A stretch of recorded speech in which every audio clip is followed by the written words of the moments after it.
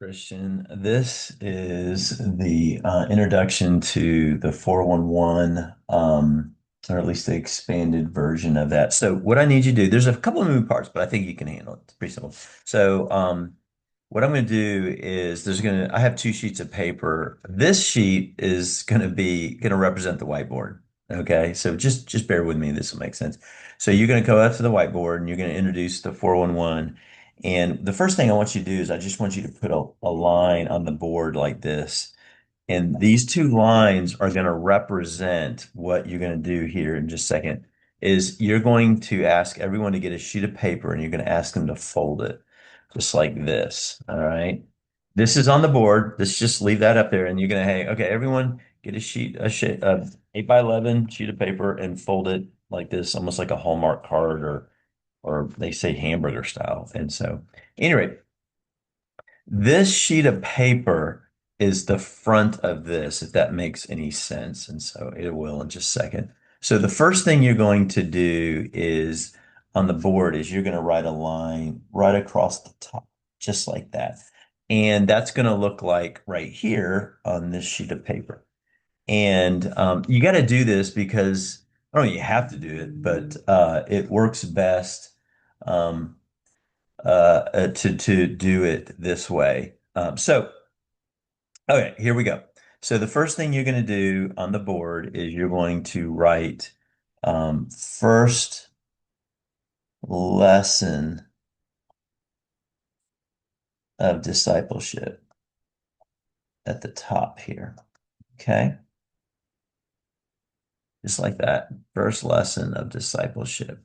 Hope you can see that. And then underneath it, I want you to write the verse Matthew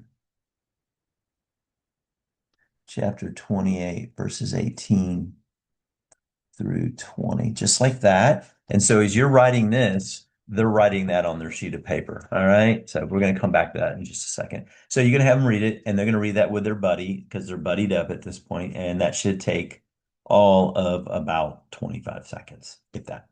Okay. So they read it and then you ask the question, what do you see as the main thrust of these 4 or 5 verses? What is the main thrust? And so you're going to hear a bunch of stuff, and what you want to hear is essentially go make disciples. And so you're going to write that right there. That's the main thrust of this passage is go and make disciples. All right. So far, so good. Pretty simple. So after you hear that and you write that, people are writing, you're writing that, they're writing this.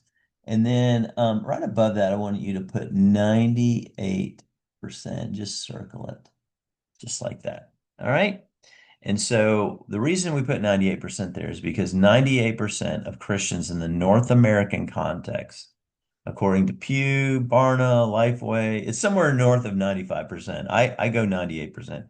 98% of Christians in the North American context, by their own admission, will never go and share the gospel with one lost person in their whole life.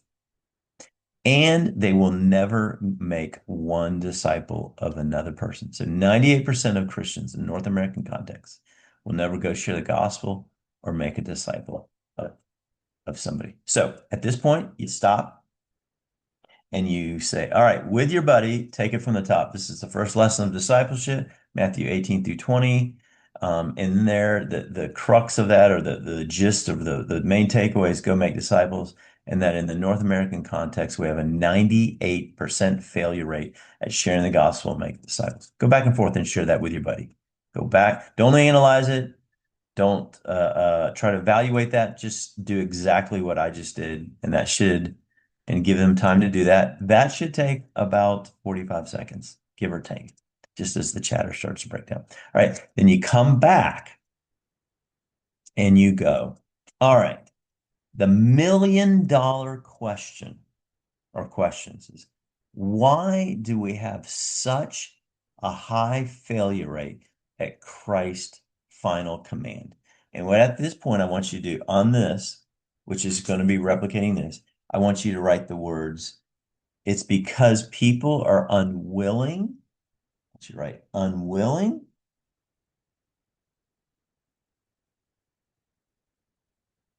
or unable to answer four simple questions. The first question is, why should I share the gospel? Right? Why should I do that? All right, that's the first question. The next question, you're going to open your booklet. You're going to open your booklet and you're going to write inside. The next question we need to answer is who? Who do we share the gospel? That's why you're going to have this piece of paper. And if it helps on the board, you can write why just on the board. You can write why, who right there. All right. Hey, Nave. Can you keep it down? Can you keep it down, Nave? I'm trying to record here. Who? All right. So the next question we have to answer is who do I share the gospel with? First question is why. The next question is what? What do I say to begin to start to share the gospel with people? All right, that's that. And so you can put that right here if that helps. And the reason you have this sheet of paper here is because they have to see it, right? That's why you're keeping it right next to you on the podium. And the last question we have to answer is when will I share the gospel? And so those are the four questions. People are unwilling or unable to answer four simple questions. Why should I do it? Who do I start with? What do I say? And when do I do it? We essentially call this tool the 4-1-1. Four questions on one sheet of paper. And at the training, we're going to do it in one session.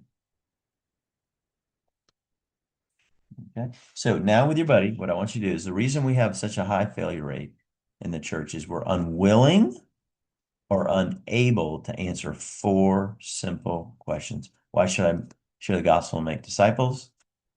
Who do I start with? Like, where are these people? They have a red X on the red. Where are they? What do I say to begin the process? And lastly, when will I do it? All right. Now go back and forth with your buddy and do exactly what I just did with your buddy. I hope that makes sense. Let me know if you have any questions with that.